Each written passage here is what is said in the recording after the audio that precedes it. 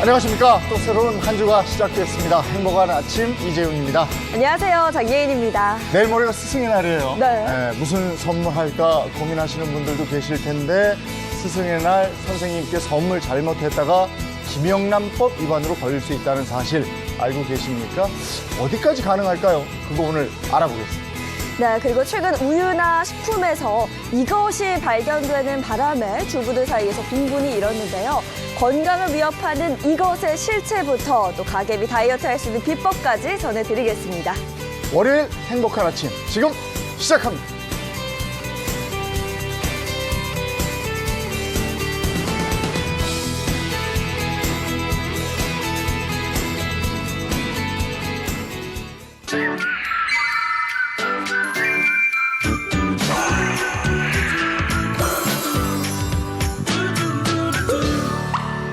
먼저 실생활에 도움이 되는 실질적인 정보를 드리겠습니다. 홍유라 기자의 꿀머니 얘기부터 시작을 하죠. 어떤 얘기입니까? 네, 오늘의 주제와 관련된 물건이 바로 이 상자 안에 들어 있습니다. 네. 요즘 정말 핫 이슈죠. 네, 열어볼까요? 뭡니까? 바로 이 자동차입니다. 자동차. 네. 장난감? 장난감 말고 진짜 자동차겠죠. 자, 그럼 자동차가 핫 이슈. 자동차를 관계된 거라 그러면은 자동차를 아예 안 사는 게 돈 버는 거기는 한데 대중교통을 이용하는 거긴 한데 아마 그 기름값 때문일 것 같아요. 요즘 뭐 유가가 12주째 계속 오르고 있잖아요. 그렇죠? 네, 맞습니다. 빙고. 예, 맞습니다. 최근에 유류세와 네. 이 국제 유가가 동시에 오르면서 이 기름값이 1,400원대에서 뭐 거의 1,600원대까지 치닫고 있죠. 현재 지금 기름값을 올린 주유소가 한 전국적으로는 81% 정도고요. 서울도 한 92% 정도는 올린 상황입니다. 그러니까요. 요즘에 기름값이 너무 올라가지고 진짜 이제는 차를 팔아야 될 땐가라는 고민이 드는데 이거 어떻게 합니까? 팔 수는 없죠. 또 네. 일을 해야 되니까. 어떻게 하면 좋습니까? 그래서 네. 준비를 좀 해봤습니다. 네. 이 기름값 아끼고 돈 버는 꿀팁. 꿀팁. 첫 번째 키워드는 최저가 주유소입니다. 이왕이면 좀 더 저렴하게 최저가 주유소 좋을 것 같은데 사실 그래요. 어디가 좀 저렴한지 위치는 어딘지 우리도 잘 모르거든요. 그래서 제가 아주 효율적인 방법을 좀 알려드리려고 네. 해요. 이제 매일매일 유가 정보를 알려주는 사이트가 있습니다.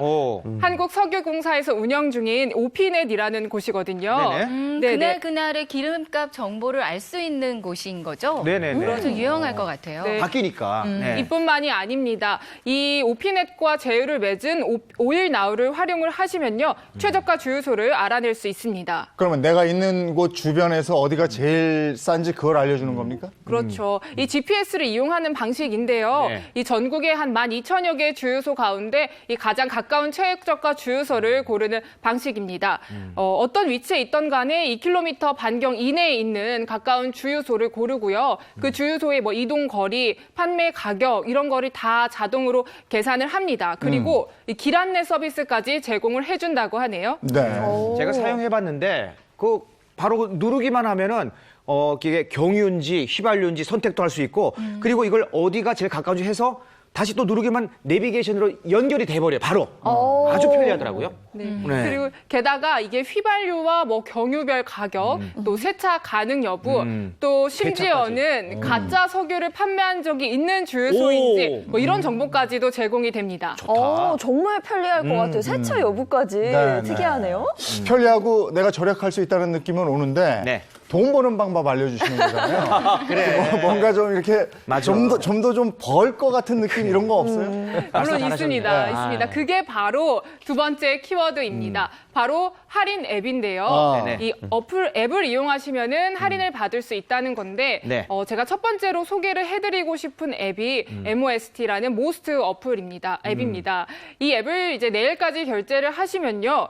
휘발유 기준으로 리터당 65원 할인을 받으실 수 있습니다. 네. 리터당 65원이다. 그러면 많은 돈 같진 않지만 1리터만 넣는 게 아니잖아요. 아, 그럼. 이게 그렇죠. 뭐 쌓이고 쌓이면 6개월이나 1년 정도 되면 여성분들은 작은 백 같은 거 하나 아유, 와닿네, 와닿아. 또 살 수 있지 아니, 않을까 그게 싶어요. 왜 백으로 가?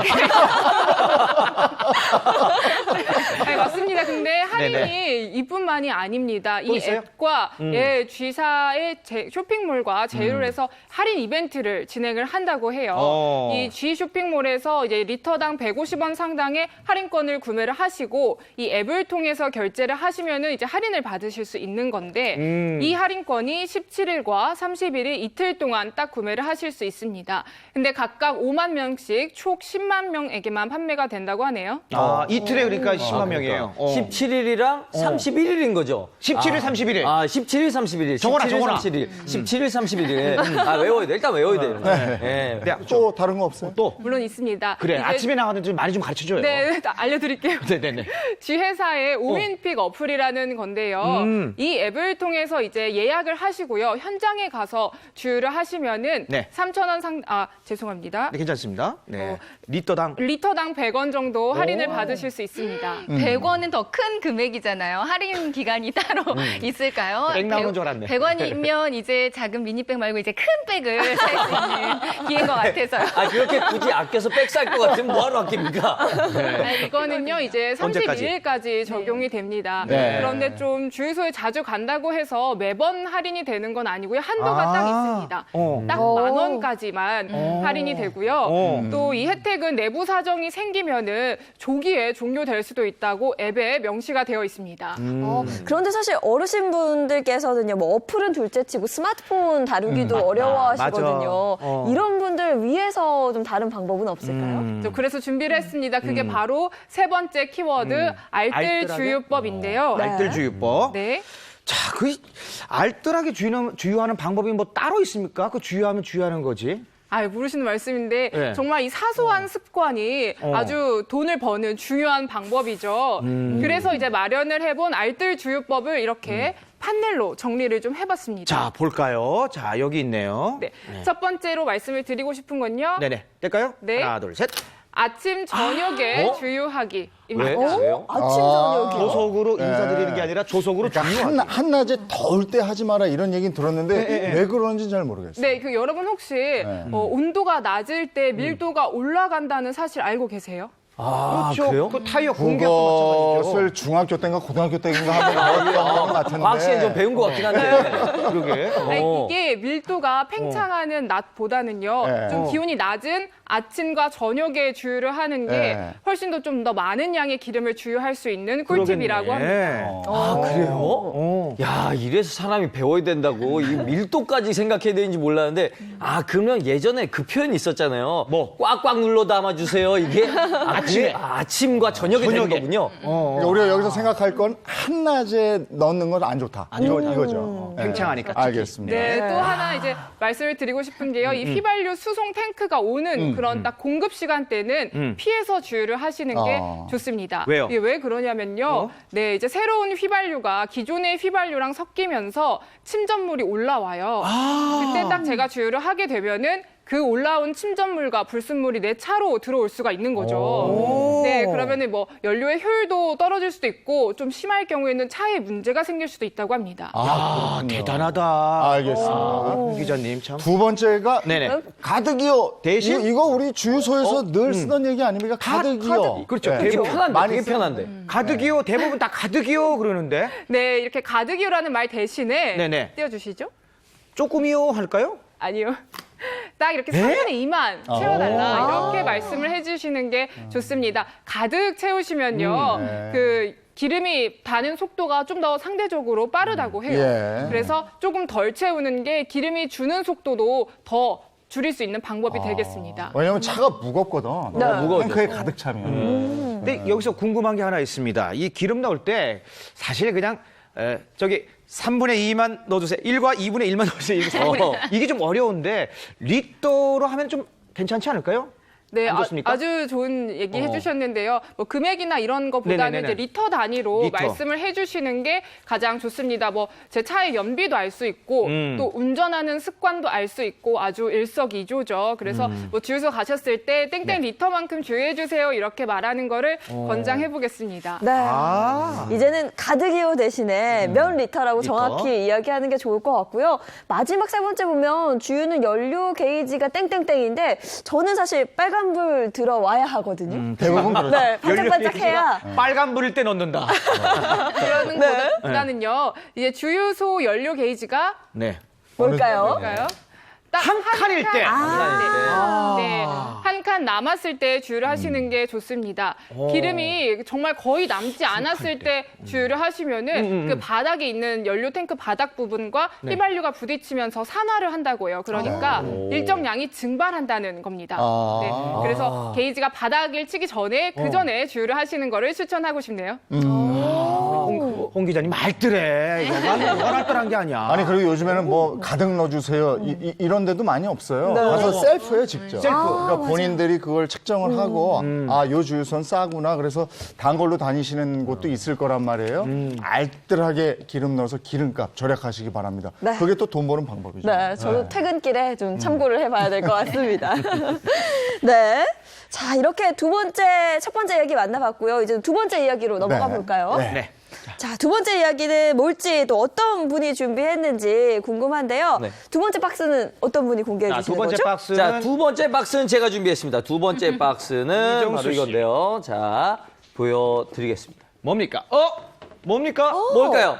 우유입니다, 우유. 아, 우유. 고마워. 우유. 우유 출출해가지고. 아, 그래 아침 안 드셨다고. 네. 너무 우유, 예. 바로 가져가시네. 아, 진짜. 급하게도 가져가시네요. 예. 예. 오늘 정말 약간 늦게 일어났더니 아무것도 안 주더라고. 아, 그래요? 아, 고기 할 땐 우유죠. 아, 근데 그게 괜찮네. 곰팡이 핀 우유인데 괜찮으시죠?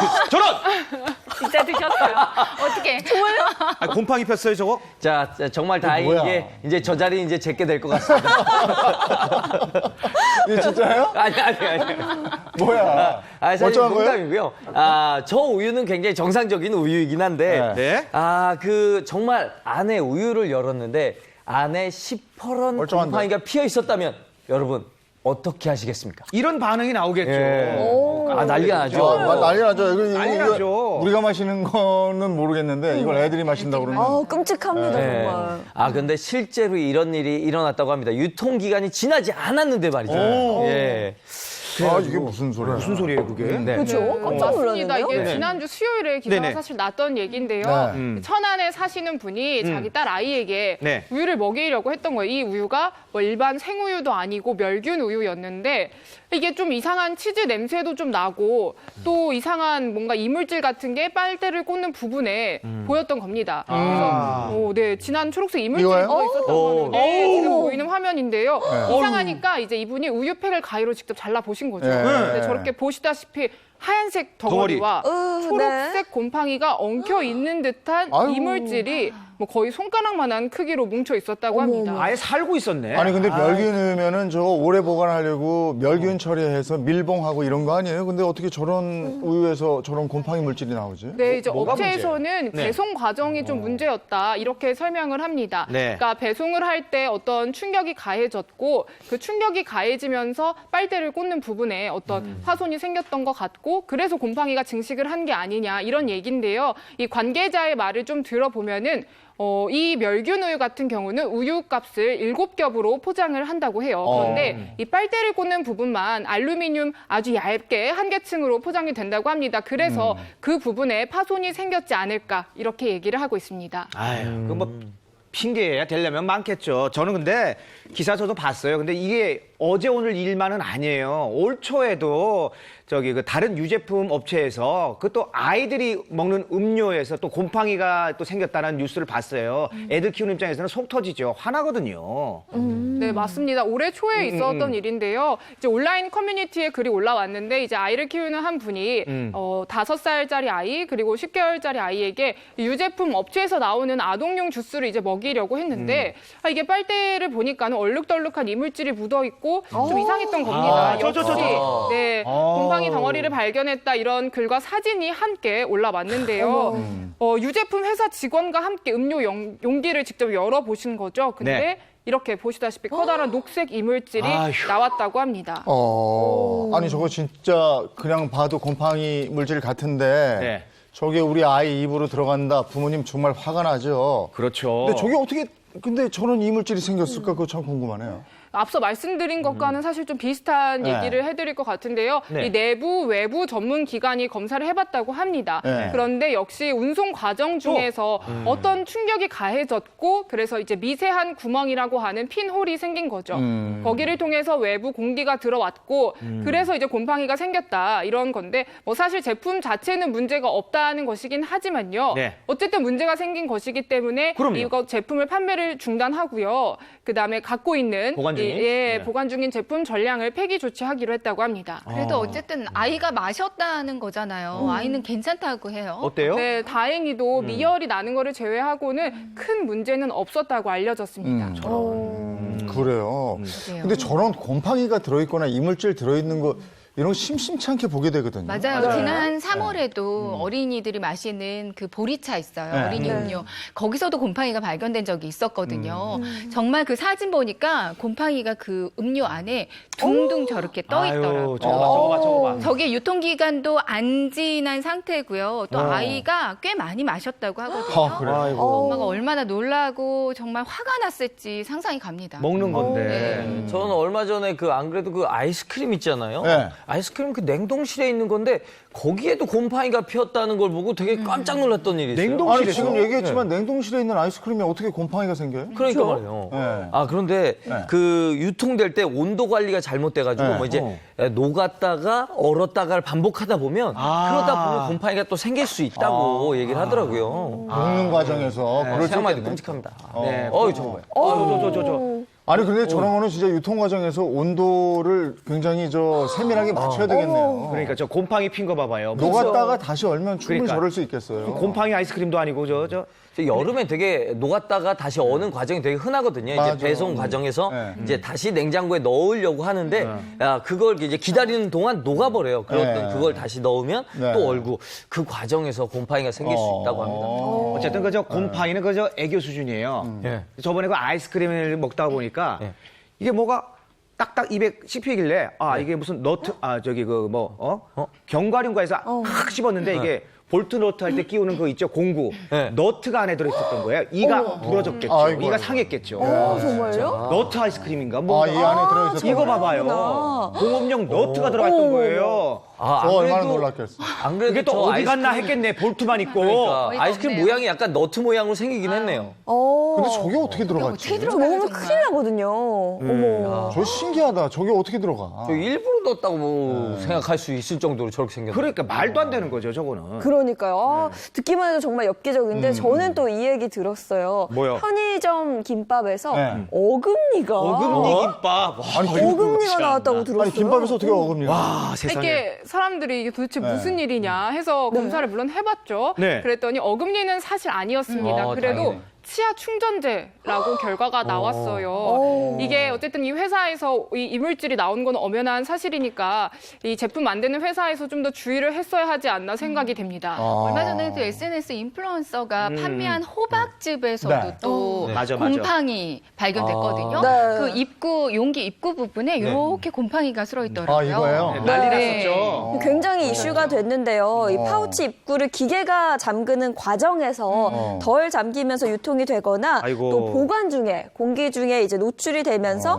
곰팡이가 발생할 수도 있다라는 이야기 봤거든요. 근데 뭐 곰팡이나 이물질이 나오는 것도 나오는 건데 그거보다도 이제 그 다음에 업체 측에서 어떻게 대응하는지 태도 문제도 맞아, 그건 굉장히 중요하죠. 화나게 하는 부분인 것 같아요. 네. 그러니까 곰팡이를 발견하고 이제 게시판에다가 글을 올렸는데 이제 업체 측의 그 대응은 환불은 해줄 수 없다. 어머. 그리고 얼마나 마셨는지 확인할 수가 없기 때문에 일단 남은 수량 그리고 일단 폐기한 그거 하나만 환불을 해주겠다라고 해서 좀 말이 많았었습니다. 네. 맞습니다. 네, 이제 그 SNS에 워낙에 비판이 쏟아지다 보니까는 댓글을 차단하기까지 했어요.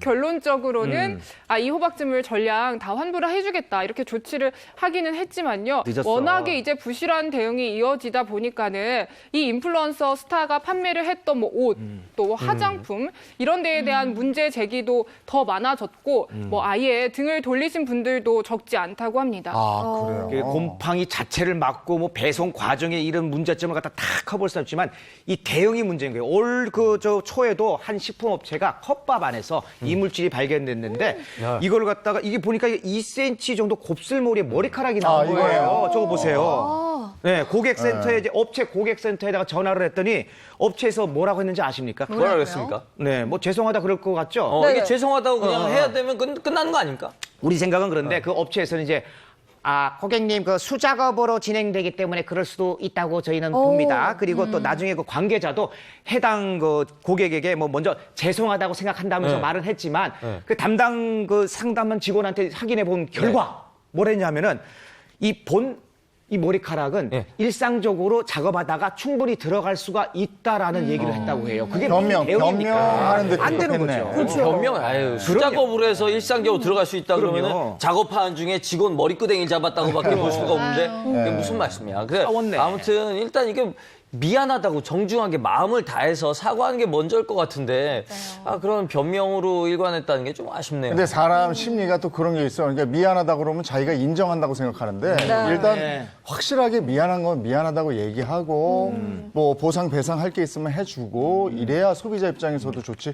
소비자가 구매를 해서 그 기업이 생존하는 거 아니겠어요? 맞습니다. 네, 맞습니다. 네. 그런데 이제 소비자의 입장에서는 이렇게 식품에서 이물질이 나왔을 때 어떻게 좀 대응을 하는 게 좋은지 사실 알기가 쉽지 않거든요. 네. 그렇죠. 그래서 이물질에 대해서 뭔가 성급하게 결론을 내리시기보다는요. 절차에 따라서 신고하고 접수를 하는 게 굉장히 중요합니다. 네. 이 제품 제조사 신고센터에 접수를 해주셔도 좋고요.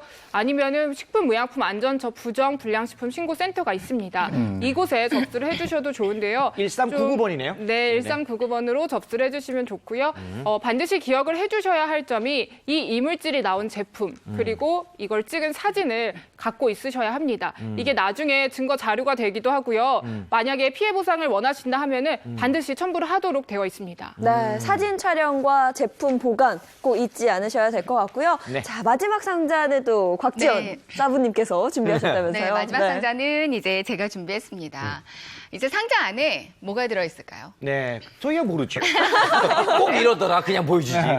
네, 알려드릴게요. 이 안에 뭐가 들어있냐면요. 네. 먹는 거예요. 김이네요. 아, 김이네요. 김은 왜 준비하신 거예요? 맨김. 김이 들어있습니다. 어. 이거 뭐 김 보관법 눅눅해지지 않는 방법 뭐 이런 거 궁금하신 분들 네. 다음 시간을 기대해 주시고요. 오늘 곰팡이 얘기 계속했잖아요. 네. 네. 그래서 아무래도 그 곰팡이에 관련된 얘기를 준비하다 보니까 김이 필요했거든요. 아, 그래요? 네, 우리가 이제 집에서도 남은 식품들 보관하실 때 잘 보관한다고 보관했는데 어느 날 보니까 곰팡이가 들어 있어요. 맞아요. 이런 경우 많죠. 뭐 식빵 같은 경우도 그런 거 많잖아요. 조금 먹고 한 번에 다 못 먹으니까 네. 좀 먹고 이제 봉지에 넣어 놓으면 거기서 파란색 곰팡이가 펴가지고 맞아요. 이거 어떡하지 고민하는 적이 많거든요. 네. 그렇죠. 맞아요. 근데 사실 식빵뿐만 아니라 쌀도 씻을 때 검푸른 물이 나오면 또 쌀에도 곰팡이가 필 수 있다고 들었는데 그냥 깨끗하게 씻어서 먹으면 되는 거 아닌가 싶었어요. 그럼 정말 큰일 나요. 큰일 나요? 진짜요? 네, 쌀 오. 같은 경우는요, 씻다가 검푸른 물이 나온다, 아니면 짙은 회색의 물이 나온다, 그러면 쌀알 안에 그 내부에 곰팡이가 다 쓸어 있는 거예요. 근데 곡식류의 곰팡이가 쓸면 네. 이거는 뭐 씻거나 가열해도 없어지지 않고요. 어이구 저런. 네, 또 더더군다나 굉장히 독소가 많은데 어머. 강력한 그 발암 물질이 들어있는 경우도 있다고 합니다. 그러니까 버려야겠네요. 쌀알, 뽀얀 물이 아니라 좀 검푸른 물이 나온다. 이거는 아깝지만 그냥 쌀통을 한번 보시고요. 쌀통 안에 분명히 곰팡이가 쓸어 있을 거예요. 네, 그렇죠. 그거 보시고 아깝지만 그 쌀들은 그냥 다 버리셔야 합니다. 그래야 되는 말 나온 김에 너무 아깝다. 여쭤보면 집에서 이제 식품을 보관하다 곰팡이가 쓸었어요. 네. 그러면은 그거 어떻게 하세요? 뭐 저 같은 경우는 식빵 같은 경우 이제 곰팡이가 쓸잖아요. 그러면은 곰팡이 부분만 딱 떼가지고 이렇게 아유, 먹는 알뜰해라. 경우가 있죠. 이렇게 똥 떼가지고 버리고. 이렇게. 네, 네. 그렇죠. 네. 그러는 분들 많이 계실 거예요. 네, 네. 다 버리기 아까우니까. 아깝잖아요. 그렇죠. 저는 네. 뭐 감자나 당근 같은 경우도 먹으려고 보면은 좀 썩은 경우들이 좀 있더라고요. 맞아요. 싹 나고요. 네, 근데 이게 버리기는 또 아깝고 그래서 어이구. 그 곰팡이 핀 부분만 잘라내고 먹었던 기억이 있네요. 그래요. 아이고 네. 너무 아끼면은 그 병 생겨요. 치즈 같은 경우도 이 냉장고는 이게 안 생길 거라 생각하는데 냉장고 안에 보관해도 이게 생기죠. 곰팡이가 생기더라니까요. 그러니까 치즈 같은 곰팡이 생기면 저는 아깝다 생각 안 하고 바로 버립니다. 뭐가 맞는 거예요? 어떻게 해야 되는 거예요? 뭐 이렇게 그냥 아깝지만 아까워서 먹는다, 아깝지만 버린다. 이제 선택의 갈림길에서 좀 고민이신 분들이 있으실 거예요. 사실 식품에 따라서 곰팡이가 생겼을 때 버려야 되는 식품이 있고요. 그냥 버리지 않고 그냥 잘라내고 드셔도 되는 식품이 있습니다. 미국 농무부 산하기관인 식품안전감시국에서 제시한 곰팡이가 핀 식품 처리 가이드라인을 살펴보면요. 네. 우선 이정수 씨는 식빵을 네. 이제 떼고 곰팡이가 먹습니다. 생겼으면 이제 떼고 드신다고 하셨는데요. 뗀 부분을? 절대 그러시면 안 된다고 합니다. 진짜요? 네. 왜요? 식빵같이 좀 무르고 말랑말랑한 식품은요. 네. 곰팡이가 그 옆부분에 쓸어 있으면 그게 다 내부적으로 다 그 곰팡이가 전체적으로 있다고 전반적으로. 보시면 되거든요.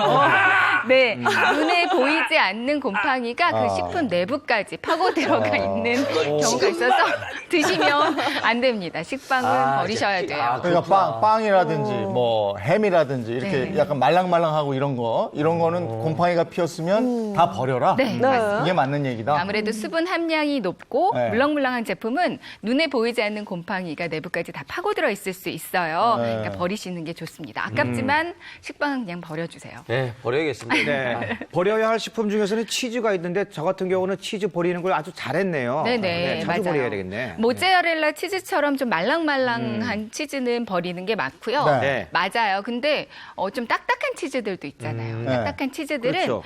곰팡이 쓴 부분을 버리시되 그 깊이. 곰팡이, 깊이와 높이 그 넓이 부분을 네. 한 2.5cm 정도는 좀 여유 있게 잘라서 그 부분을 버리고 나머지 파내고? 부분만 드시는 게 그리고 더 안전하게 드시는 방법입니다. 근데 아까 무른 음식 같은 경우에는 그냥 다 버리라고 그랬는데 네. 고추장이나 된장 같은 거 있잖아요. 근데 이건 어차피 발효 식품이니까 네. 그건 좀 이렇게 걷어내고 먹고 이러면 되는 거 아닌가 그런 생각이 그런 것 듭니다. 같은데 저도 많이 봤던 것 같아요. 맞아요. 할머니들이 이제 독에다가 이렇게 만들어 놓으면 위에 곰팡이가 싹피면 그거 싹 걷어내서 했던 것 그렇잖아요. 같은데 맞아요. 원래 그런 거 아닌가요? 그렇게 생각할 수 있는데요. 근데 대부분 요즘에는 집에서 장을 담가 먹는 경우도 있지만 이제 마트에서 장을 사서 가지고 와서 시판 장류를 드시는 분들이 있잖아요. 네. 근데 시판 장류는 이미 발효 과정은 끝났다고 보는 게 좋습니다. 곰팡이가 쓸었다면은 이게 외부적으로 곰팡이 균들이 들어와서 곰팡이가 생긴 거거든요. 네. 이런 경우는 아깝지만 어쩔 수 없이 버리는 게 더 안전할 수 드시는 그렇구나. 방법이에요. 발효가 아니구나 그거는. 네. 그러면 아까 홍 기자가 얘기한 당근 있죠. 이런 건 당근. 딱딱한 거니까 그 부분만 도려내고 그쵸. 네. 하는 거예요? 이렇게 당근처럼 좀 성질이 딱딱한 채소나 과일들은 말씀해 주신 것처럼 그 부분만 좀 덜어내고 드시면 되는데 역시나 잘라내실 때는 아까 그 2.5cm 정도 잘라내고 드시는 게 안전하게 드시는 방법이고요. 그리고 소시지 같은 경우도 좀 살라미 같은 경우는 좀 단단하잖아요. 네. 이런 것도 곰팡이가 쓸었다면 앞부분 버리고 드시는 게 좋습니다. 네. 딱딱한 치즈도 마찬가지고요.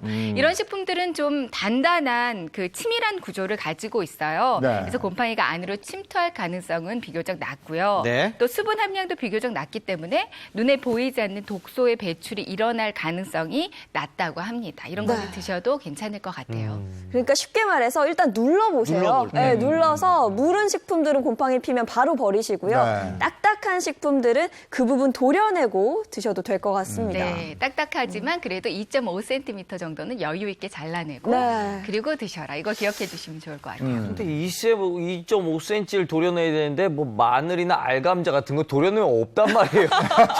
그러면 없단 말이에요. 야, 그것까지 아끼냐. 뭐 어떻게 합니까 이거? 그거는 손질하기 더 어려우니까 그런 네. 건 그냥 아깝지만 버리는 게 좋을 것 같고요. 근데 딱 딱딱한데 드시면 안 되는 식품이 하나 있어요. 정말요? 그건 또 뭡니까? 바로 생강입니다. 생강. 생강이 곰팡이가 피면 간암을 유발하는 그 독성 물질 사프롤이 생긴다고 그래요. 이 독성 물질은 그 생강 진액을 타고 그 생강 전체에 다 퍼질 수 있다고 합니다. 저렇게. 그래서 네. 생강은 이 곰팡이 핀 부분만 도려내고 먹어도 안 좋을 수 있어요. 네. 그러지 말고 그냥 버리는 게 좋을 것 같아요. 아니 그러니까 우리가 뭘 식재료를 사면 저렇게 곰팡이 쓸 때까지 놔두지 말고 바로바로 소비하는 게 중요하잖아요. 네. 근데 사올 때 보면 마트 같은 데 가서 충동 구매할 때 많이 사와요. 많이 사. 맞아요. 그래놓고 그게 상해 나갈 때까지 가지고 계신데 그러면 안 되고 드실 것만 가져다가 신선할 때 드시면 좋겠습니다. 네. 네. 김. 이제 그 김. 그렇죠. 김 자체 곰팡이 때문에 가져온 것 같지는 않고 네. 어떤 쓰임이 있습니까? 맞아요. 우리가 곰팡이 얘기하고 있었잖아요. 네. 네. 곰팡이를 좀 막아주는 방법 중에 하나가 바로 이런 김입니다. 곰팡이를 막아줘요? 네, 아까 전에 우리 고추장이나 된장에도 곰팡이 슬었을 때는 어떻게 하나 그런 말씀 드렸었는데요. 이렇게 고추장이 있어요. 그러면 김을 이용해서 네. 그 곰팡이 쓰는 거를 최대한 막아줄 수 있거든요. 그 방법을 제가 알려드리려고 아니 그래요. 보통 저 고추장이 그 하얗게 곰팡이 피면은 어르신들이 보면 이제 소금을 갖다가 뿌리는데 네. 김을 넣는 거는 처음 보는데요. 네. 근데 장 담그시는 분들, 우리 어머니 분들은 아마 김으로 이렇게 장을 덮어주면 효과가 좋다는 거 네. 알고 계실 거예요. 일단 고추장을 이렇게 밀폐 용기에다가 네. 덜어주세요. 네. 어느 정도 덜어주시고요. 그리고 김을 이 밀폐 용기 크기에 맞춰서 네. 준비를 해주세요. 잘라서. 네. 이건 마른 김이에요. 조미김 말고요. 네. 그냥 생김. 맹김. 네, 생김. 뭐 김밥용 김도 괜찮고요. 그걸 잘라주신 다음에 여기다가 딱 맞게 밀폐 용기에 딱 맞게 해주신 다음에 빈틈이 없어야 됩니다. 네. 빈틈 없이 이렇게 덮어주세요. 네. 아니 그럼 이렇게 물기가 덮어주시면- 있으니까 딱 덮어지겠는데 네. 그렇게 간단한 방법만으로 곰팡이를 막을 수 있다는 거예요? 네, 아무래도 고추장에 곰팡이가 생길 수 있는 거는 이제 공기 중에 우리 곰팡이 네. 포자들이 막 돌아다니잖아요. 네. 접촉했을 때, 장에 접촉했을 때 생길 수 있고요. 또 습기 때문에도 그렇거든요. 어. 근데 김으로 이렇게 빈틈 없이 덮어주다 보면 아무래도 공기를 차단해주기 때문에 곰팡이 포자가 와서 앉을 일이 별로 네. 없고요. 그리고 이 마른 김에 그 섬유질 성분이 수분을 좀 흡수를 해줍니다. 그래서 뭐 장맛도 변하지 않게 해주고요. 그리고 또 곰팡이 쓰는 것까지 방지해줄 수 있으니까 이렇게 김을 덮어주는 것도 좋은 방법이라고 할 수 있죠. 아니 아까 수분 얘기했는데 수분 빨아들이는 거는 아까 경식 씨 얘기한 것처럼 굵은 소금 그것도 괜찮은데. 네네. 네. 아마 어르신들도 이제 굵은 소금 이용해서 이제 장유에다 덮어주는 경우가 있는데요. 네. 대부분은 이제 비닐팩을 한 장 깔고 그 위에다가 이제 넉넉히 굵은 소금을 넣어주세요. 그렇게 네. 하면 아무래도 공기를 차단하니까 괜찮긴 한데 그냥 담가주시는 경우는 아무래도 굵은 소금도 공기가 통할 수 있잖아요. 그러니까 별로 효과가 없다고 볼 수 있는 거죠. 그렇군요. 아, 근데 저는 제 고민은 제가 많이 이 문제로 인해서 머리가 많이 아파하는데 식빵 말입니다. 식빵을 먹고 나면 남아요. 식빵 곰팡이. 이거는 대체 어떻게 보관을 해야 곰팡이가 안 생길까요? 네, 오늘 계속 식빵 얘기. 네, 식빵. 네, 빵 좋아하시는 것 같아요. 네. 식빵 같은 식품류 보관하실 때는 네. 밀폐 용기 중에서 지폐백 있죠. 지퍼백. 네, 지퍼백을 이용해 주시면 좋습니다. 지퍼백으로 이제 완전히 밀폐를 해주시면 식품 보관하기 훨씬 좋으시거든요. 네. 이거를 여기 이렇게 안에다가 해서? 이제 식빵을 넣어서 이정수 씨가 한 개씩 좋아하는- 넣나요? 네, 이정수 씨가 좋아하는 식빵 하나만 지금은 하나만 넣을게요. 빵 수가 많지가 않아서. 근데 넣으실 때는 여기 안에 들어갈 만큼 넉넉히 넣어주시면 됩니다. 그래서 저는? 하나씩만 전 두 개 넣겠습니다. 넣어볼게요. 근데 평상시에는 어떻게 네. 이정수 씨는 보관을 하세요? 밀폐용기 이 지퍼백에다가? 저는 사실 이렇게 해서 네. 그냥 이렇게 딱 덮어두면은 왠지 안 될 것 같아서 이 진공 포장을 합니다. 어떻게요? 진공 포장을 하는데 네. 이거 그 진공 포장 기계가 따로 있긴 하지만 전 저 나름의 아날로그 방식으로 이렇게 빨대. 잘 보시면 이렇게 해서 끝에만 좀 공간을 남깁니다. 네. 그래서 여기다가 빨대를 꼽아요. 네. 그 빵은 손님 대접하지 마세요. 네. 그러니까 여기 이게 중요한 포인트입니다. 이게 빨대를 네. 이렇게 넣어서 공간을 만든 다음에 네. 여기서 아, 우와. 이네. 이렇게 야. 해주시면 돼요. 저도 그게 해볼게요. 되네. 네네네. 저도 이게 이정수 씨한테 배운 노하우거든요. 네. 이거 제가 알려드린 거예요. 제가 굉장히 창시한 겁니다. 네, 굉장히 유용합니다. 제가 창시한 그래서 건데요. 어느 네. 정도는 이제 공기가 아무리 집에서 이렇게 공기를 빼서 한다고 해도 이 안에 공기가 분명히 들어가 있거든요. 그러면 여기다가 얘기해 주신 대로 네. 이제 빨대를 꼽는 거 맞죠? 네. 아 근데 이거 빨대를 그래서- 빨 때 표정이 좀 안 좋아서 사람도 없을 때 빨아야 돼요. 네. 다이어트도 되겠네. 그러면서 이제 슥슥 빨대 빼 스슥슥슥슥 예 그렇죠. 예. 밀폐로. 근데 또 주의해야 할 점이 하나 있죠. 그렇습니다. 이게 호흡이 좀 모질라서 네네. 침이 좀 흘릴 수가 있는데 침 안 들어가게 그렇지. 그냥 순전히 공기만 뺄 수 있는 스킬이 좀 필요합니다. 침 들어가면 곰팡이 더 생기지. 완전 찰떡방이 되는데. 네네. 네. 이렇게 해주시면 돼요. 말씀해 주신 것처럼요. 이제 공기를 빨아들일 때 잘못해서 내 입김이 다시 들어가지 않도록. 네. 그러면 다시 또 곰팡이 세균들이 생길 수 있거든요. 그거 주의해 주시면 좋을 것 같아요. 이정수 씨 잘하는데 저기 우리 집 지금 그 네. 겨울 이불 정리하는데 우리 집에 한번 와봐요. 이불 한번 이거 한번 해줘. 아 조만간 개그맨 선배님의 갑질로 뉴스에 한번 크게 한번 알려주고 싶습니다.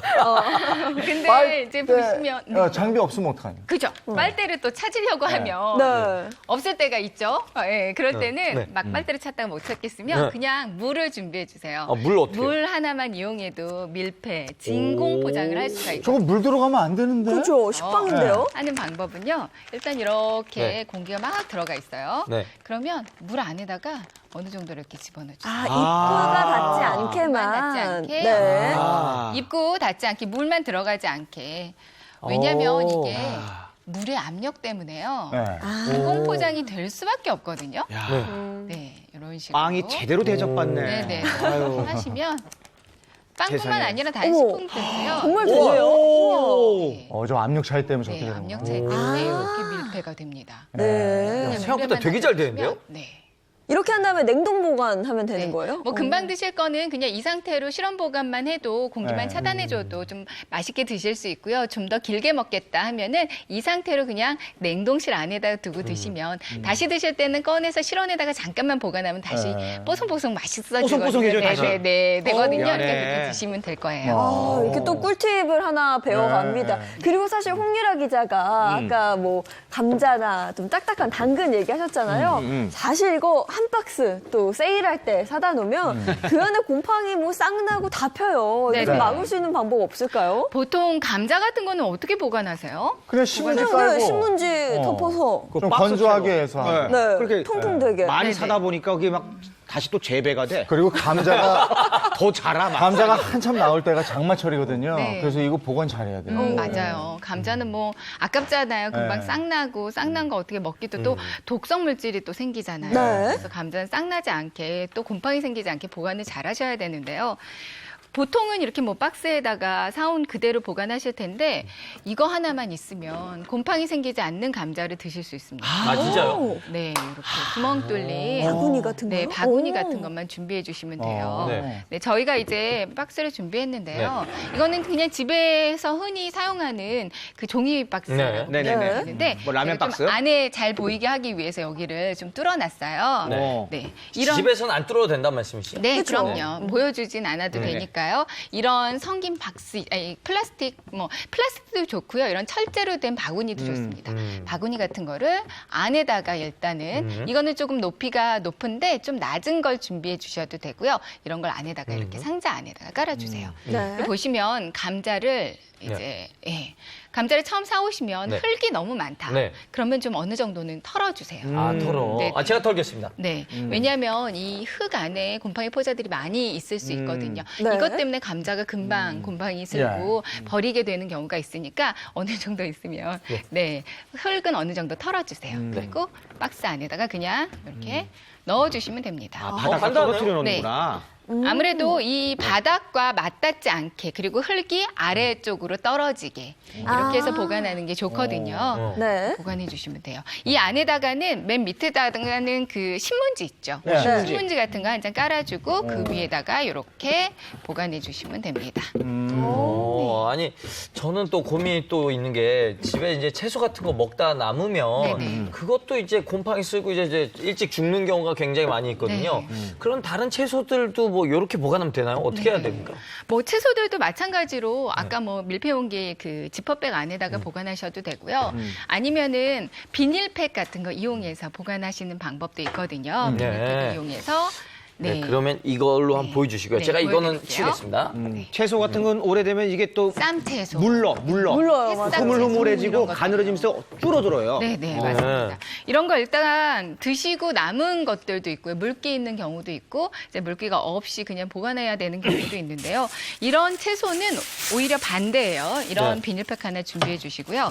여기 안에다가 채소를 넣었으면 우리 아까 전에 밀봉 했잖아요. 네. 진공 포장했는데 이번에는 반대로 여기 안에다가 어느 정도 입김을 공기를 넣어주세요. 네. 왜? 그래요? 왜? 이렇게 넣어주시고요. 지금 이게 이산화탄소를 넣어야 되는 거예요? 아니면 그냥 숨을 불어넣는 거예요? 숨을 불어넣으면서 이산화탄소를 이 안에다가 넣어주는 거예요. 네, 이렇게 이산화탄소가 들어가면 채소의 변질을 좀 막아주고요. 함께 곰팡이 쓰는 것까지도 막아줄 수 있기 때문에 어느 정도는 이렇게 이산화탄소 숨을 불어넣어서 이렇게 해서 잘 묶어서 보관해 주시면 됩니다. 야. 근데 이렇게 하는 방법도 사실은 임시방편이에요. 네. 그러니까 채소는 정말 금방 드셔야 되잖아요. 먹을 만큼만 사서 그만큼 얼른 먹고 이렇게 남기지 않고 먹는 게 맞아요. 가장 좋겠죠. 근데 이 방법은 하시기 전에 꼭 양치를 하셨으면 좋겠습니다. 그래서야 이게 나중에 이걸 꺼내서 이걸 싸먹는데 이상하게 이 상추에서 이상한 냄새가 난다 그러면 마늘 냄새가 나. 그러니까 자꾸 양치 안 하시고 하시면 안 되고요. 양치하시고. 아니 오늘 좋은 아이디어 많이 봤는데요. 맞아요. 근데 우리가 이제 집에서 뭘 쌓아놓고 있다가 막상 해 먹으려고 했는데 거기에 곰팡이가 쓰면 정말 기분 상하거든요. 그럼요. 이게 제일 먼저는 먹을 만큼, 그죠? 그리고 많이 나오면 옛날에는 이웃하고 덜어 먹기도 했는데 이젠 그런 것도 없잖아. 남으니까 또 곰팡이 쓸고. 그러면 안 될 것 같고 만약에 곰팡이 쓸 것 같다. 내가 잘 보관해야 한다면 오늘 알려준 요 살림의 지혜를 꼭 참고하시기 바랍니다. 고맙습니다. 고맙습니다. 감사합니다.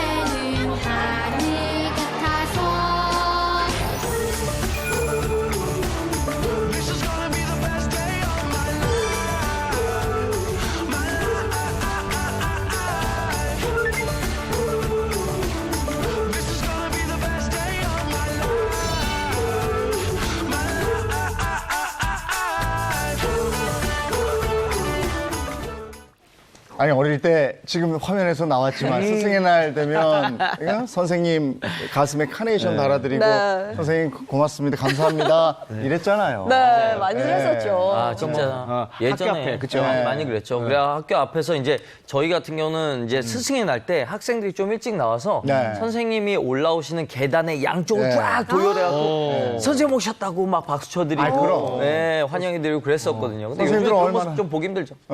뿌듯하고 좋으셨을 텐데. 맞아요. 근데 화면에 나왔어요. 아이들이 카네이션 달아드리고 그랬는데 밑에 자막으로 김영란법이 나왔단 말이야. 아니 근데 저런 자체가 김영란법에 위반이 되는 거예요. 저건 정성 아니에요. 그렇죠. 정성으로 볼 수도 있지만 정식 명칭은 네. 부정청탁 및 금품 등 수수의 금지에 관한 법률이라고 하는데요. 네. 여기서 일단은 그 기준이 5만 원 이하여야 되는데 네. 이 꽃에 대한 가격을 좀 알기가 어렵고 그리고 가격을 떠나서 그 담임 선생님은 상시적으로 학생을 지도 평가하잖아요. 네. 담임 선생님께 드리는 것은 5만 원 이하라도 직무 관련성이 인정되기 때문에 네. 직무 이렇게 관련성. 금지된다고 보는 것이 맞습니다. 그렇군요. 아, 근데 그 꽃값이 비싸서 그렇다 칩시다. 칩시다. 그런데 직접 자기가 손으로 만들어서 그러면 그 색종이로. 정성으로 드리면 되죠. 그러니까. 색종이로 아니면은 뭐 저기 그 손편지 같은 그러니까요. 거 글로 써가지고 탁 선생님 감사합니다. 이건 어때요? 앞서 말씀드린 것처럼 이게 꽃값이 비싸서가 아닙니다. 직무 관련성 때문인데요. 직무 관련성. 예, 그래서 그 손으로 만든 그 꽃에 대해서는 이것이 위배가 되냐 안 되냐 의견이 분분해요. 하지만 이것을 손으로 만들었다 하더라도 그 재료에 들어가는 비용들이 또 들 수가 있고 네. 어쨌든 이것을 청탁금지법에서 위배된다고 보는 이유는 학생에 대한 평가에 영향을 줄 수 있다고 보는 그 부분 때문이에요. 네. 그렇다 보니까 손으로 만드는 그런 꽃에 대해서도 지침상 금지하는 학교들도 많습니다. 네, 그래서 저희가 좀 보기 쉽게 또 정리를 한번 해봤습니다. 자, 가장 먼저 그냥 카네이션을 좀 뜯어주시겠어요? 네. 카네이션. 네. 어떻게 될 것 같아요? 이거는 뭔가 대표로 반장이나 회장이 그냥 주는 건 괜찮을 것 같아요. 그렇게 들여 제가 많이 해봤거든요. 반장이나 대표해봤다는 거야. 그러니까 지금 잘하는 거야. 개개인이 들이면 안 되고 대표가 드린다. 누군가 한 사람이. 네. 대표로. 그쵸. 이렇게 대표가 하면 주는 되지만 개개인이 하면 안 되는 거. 맞습니다. 네. 학생 대표가 공개적인 자리에서 대표를 증정하는 것은 가능합니다. 그렇죠. 그 후에 이제 직접 만든 카네이션을 카네이션은? 방금 들어봤었어요. 이거는 물론 되죠. 난 신종이 같은 이건- 거. 그럼. 이거 왜 안 되겠어? 이건 정성이지. 권장사항 아니에요.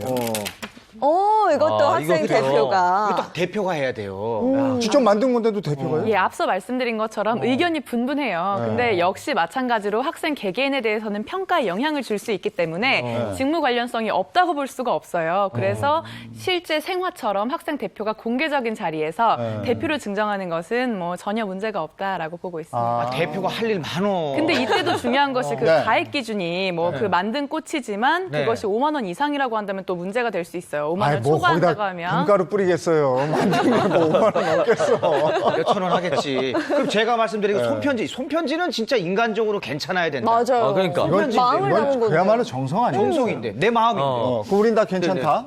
근데 전 이게 손편지 약간 금지할 수 있을 것 같아요. 왜? 왜요? 왜 아까 선생님이 직무평가에 영향을 받을 수 있다고 했잖아요. 근데 네. 사람이 손편지로 사람의 마음을 감동시킬 수 있거든요. 그러니까 선생님 이걸 딱 보고 이 친구 생각보다 너무 괜찮은 친구인데? 이러면서 점수를 더 성적에 줄까? 반영하는. 아니, 저는 반론을 제기합니다. 발로 제기할 받아들입니다. 아니, 그렇게 편지를 써서 선생님을 감동시킬 정도의 문장력이라면 이 아이는 수시 전형으로 대학에 가야 되는 거예요. 그럼 우리 인정합니다. 스승의 날마다 스승의 날마다 좋은 대학에 가기 위해서 선생님에게 손편지를 써야겠네요. 모든 것은 평가 대상입니다. 아니, 손편지도 자, 손편지 보자요. 자, 되잖아. 손편지 되네요. 이게 사실 청탁금지법상 네. 금지가 되는 것이 금품 등이잖아요. 네. 손편지는 금품에 해당한다고 보기는 좀 어렵죠. 네. 근데 방금 이정수 씨 말씀하신 것도 그렇고 반론에서도 그렇고 어쨌든 학생 평가에 영향을 줄 수가 있다는 부분이 있어요. 네. 이런 우려 때문에 손편지마저도 이걸 자제해라라고 권고하는 학교들이 있습니다. 그리고 또 손편지나 카드를 드릴 때 그 카드나 편지지도 네네. 이제 가액이 좀 달라질 수가 있거든요. 이런 점들까지도 그 공정성에 그 가장 중점을 준다면 또 우려하는 그런 시선이 있습니다. 힘드네. 아니, 우려는 되는데 네. 이런 편지까지는 자, 같이 돈 모아 산 선물 같은 경우는 어때요? 이거는 혼자서 안 했어. 명백히 가만있어 봐. 저희가 한번 한번, 추측해볼게요. 예, 말씀해주세요. 네. 명백히라고 그랬기 때문에. 명백히 나왔어, 지금. 오 변호사님이 명백히라는 단어가 나왔어. 아니, 근데 저도 그냥 생각은 네. 뭐 십시일반 조금씩 모아서. 모아서 이것도 학생 대표가 선생님 저희 정성입니다 했다면 누구 한 사람이 낸 게 아니니까 뭐 어떤 성적에 영향을 미칠 이런 것도 아니잖아요. 맞아요. 근데 저도 이게 그렇게 생각해요. 아니야, 괜찮을 것 같아. 왜냐면은 우리나라는 n분의 1은 아주 그냥 봐줍니까? 그럼. 근데 n분의 1 괜찮아. n분의 1이어도 모았는데 티끌 모아 태산으로다가 이게 5만 원 넘어가면 안 되는 거 아닙니까? 또 모아서 5만 원 넘어도 안 되고 아니, 안 이런 거 넘게 하면 아닐까요? 되지 않나? 어쨌든. 자, 보자고요. 예. 안 돼. 안 돼요. 역시. 역시 아까 명백히까지 말씀드렸는데 명백히 안 됩니다. 안 되네. 그러니까 모든 그 학급 그부들이 돈을 모아서 마련한 선물이라고 하더라도 그리고 그것이 5만 원 이하의 그런 그 선물이라고 하더라도 안 된다고 보는데요. 그 이유는 그 원활한 사교 의뢰의 목적만으로만 보기엔 어렵고 직무 관련성이 있다. 즉 담임 선생님의 경우에는 상시 평가 지도를 담당하기 때문에 안 된다고 해석합니다. 아쉽다. 진짜 안 된다. 안 된다. 그리고 요즘 기프트콘 굉장히 많이 쉽게 주고받잖아요. 기프트콘. 이거는 제가 확실히 알고 있어요. 네, 기프트콘. 절대 안 됩니다. 진짜 네. 어떻게 근데 이렇게 확신을 해? 사실 해봤구만. 했네. 해봤네요.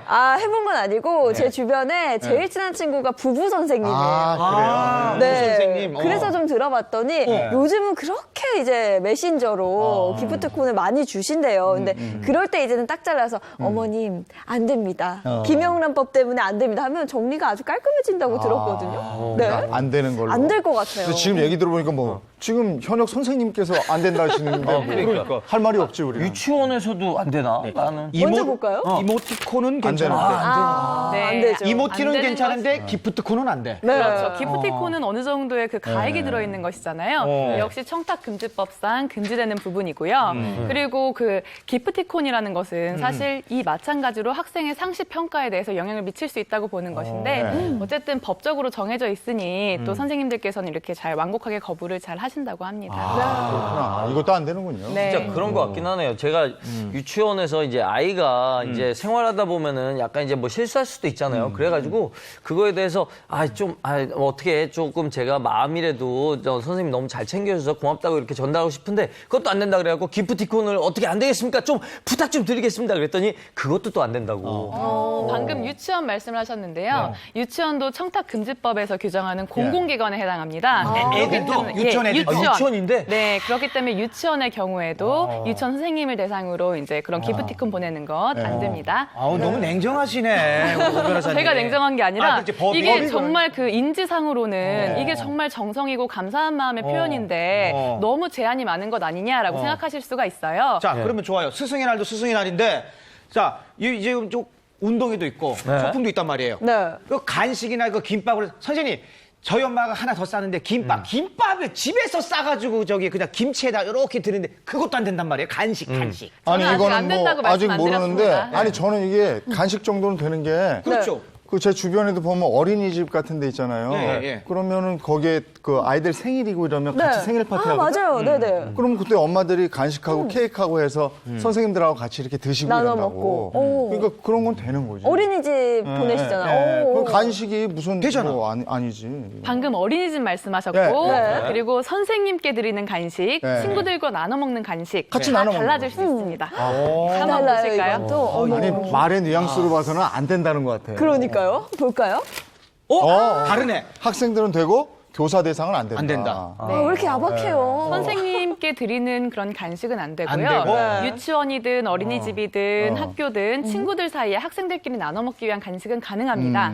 그리고 조금 더 말씀드리면 어린이집의 교육교사 선생님은 네네네. 이 청탁금지법상의 그 공무수탁 사인이 아니에요. 아. 그렇기 때문에 이 어린이집 보육교사에 대해서는 적용이 되지 않습니다. 아 그렇구나. 유치원은 아까 정수 씨 네. 말씀하신 것처럼 됩니까? 네, 적용이 되죠. 그러면은 선생님께는 드리면 안 되는 거죠. 야, 근데 아, 그럼 복잡해. 그게 되게 씁쓸한 게 그냥 그 아이들에게만 제공했다고 칩시다.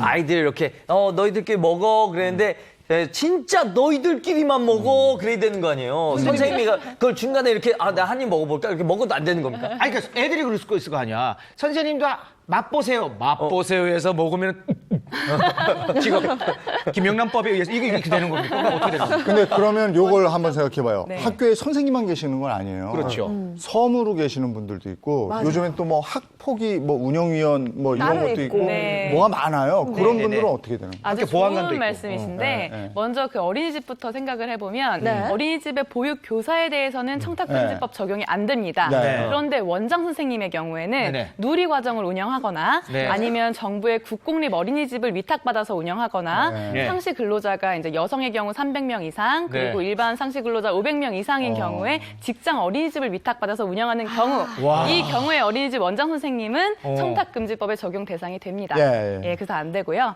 그리고 방금 말씀하신 것처럼 학부모가 어떤 운영위원회 네. 위원이시거나 네. 요즘엔 또 학교폭력대책자치위원회 있죠. 그런 거 있어요. 여기 위원이신 경우에도 공무수탁 사인으로 보기 때문에 청탁금지법의 대상이 됩니다. 네. 즉 이 경우에는 우리가 예전엔 3, 5, 10 법칙이라고 했는데 네. 3, 5, 5 법칙이라고 해서 네. 3만 원 이하의 식사 그리고 네. 5만 원 이하의 선물 네. 이것도 직무 관련성이 인정되는 경우에는 안 되는 것이죠. 오. 스승의 날 이렇게 드리는 거 외에도 네. 우리가 학교에 갈 때 네. 전통적으로 그냥 빈손으로 가기 참 애매해요. 그렇죠. 그래서 네. 바카스라도 한 병 이렇게 뭐라도 네? 하나. 맞아요. 그런 거 하나 이렇게 사가지고 가거든요. 네, 실제로 음료수는 어때요? 음료수는 왜냐하면 선생님 혼자 먹는 게 아니라 네. 그 주변에 그냥 아이고 이거 아이고 다들 보고 있잖아. 보고 있는 상황에서 네. 아니, 하나 드세요. 하나 드세요. 이렇게 이거는 괜찮잖아요. 그런 것도 안 들고 하면 눈치 보인단 말이에요. 사실 이게 이제 허용하고 더 유하게 해석하기 시작하면 그 끝이 없을 거예요. 그래서 참 안타까운 것이 예전에는 정말 음료수 하나 들고 가면서 인사드리고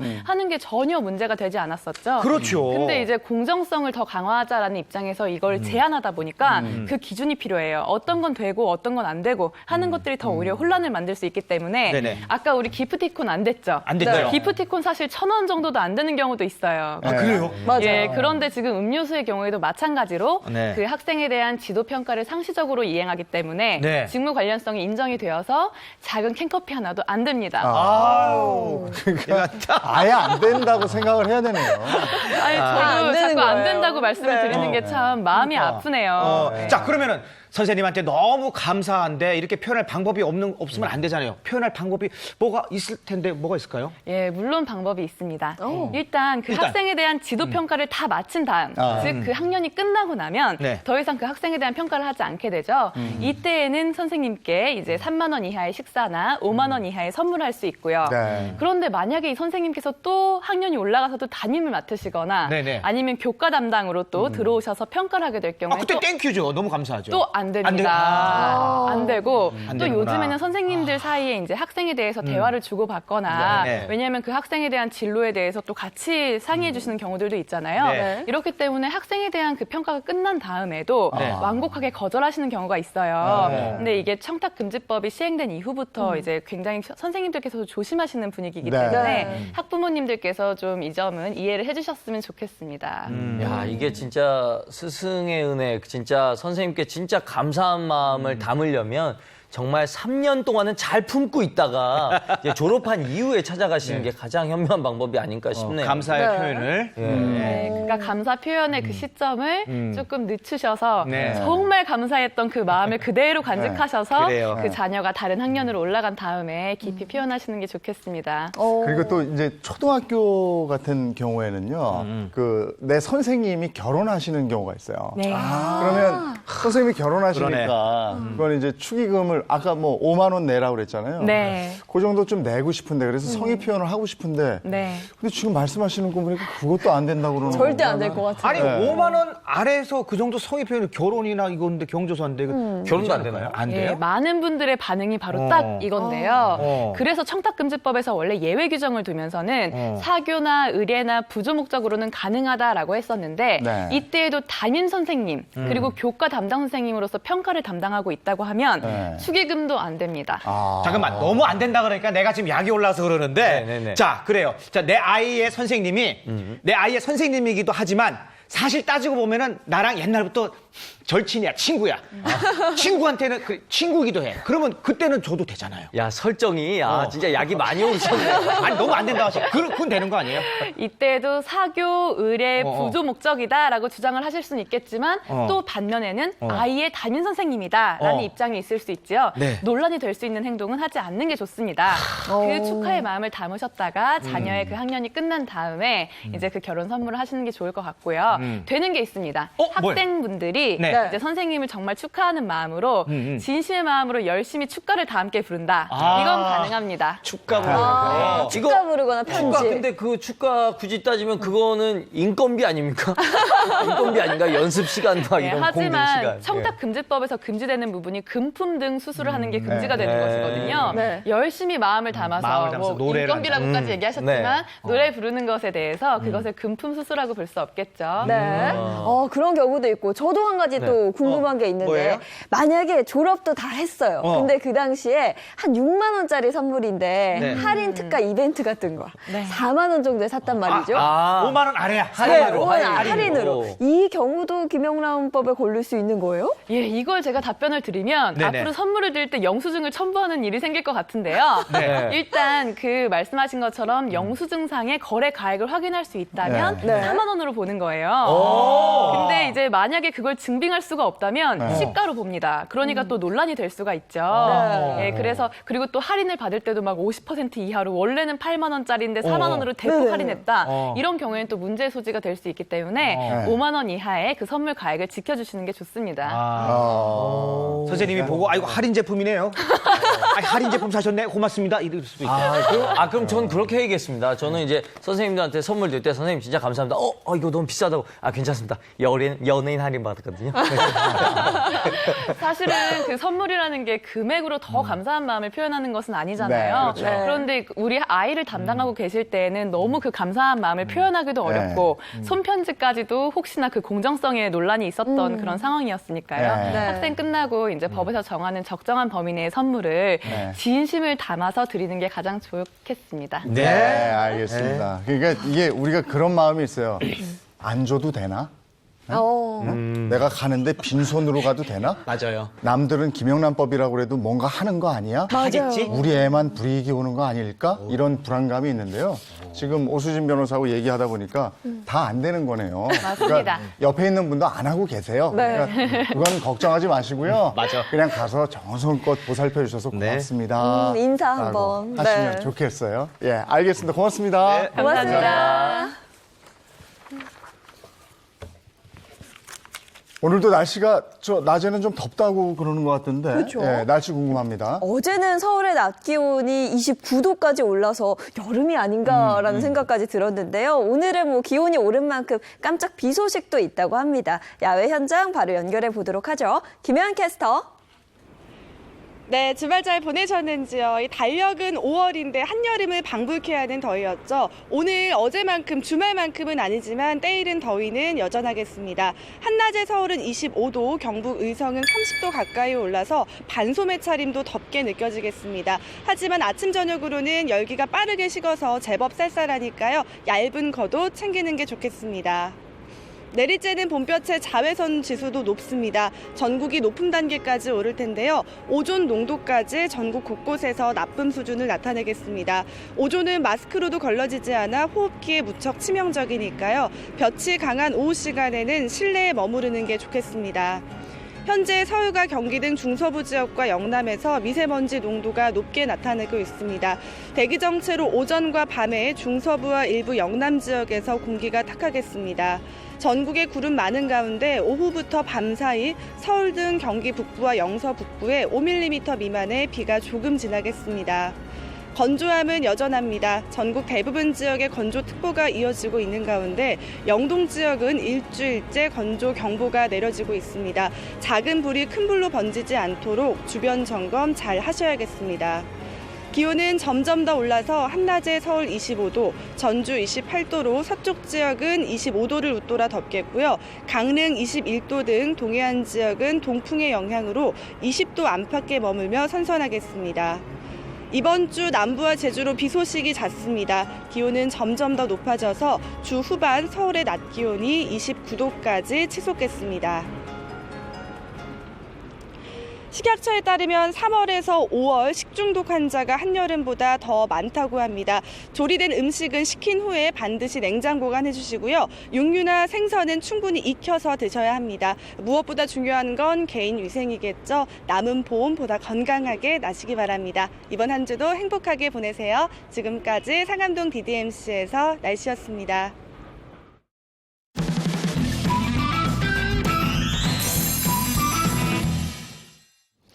네, 이번엔 친절한 예인씨 시간입니다. 원자력안전위원회가 4년 6개월 만에 의료용 동위원소를 만들 수 있는 연구용 원자로인 기장연구로에 대해 건설 허가를 내렸는데요. 원자로는 부산 기장군 동남권 방사선 의과학 일반 산업단지 안에 2022년쯤 들어설 전망입니다.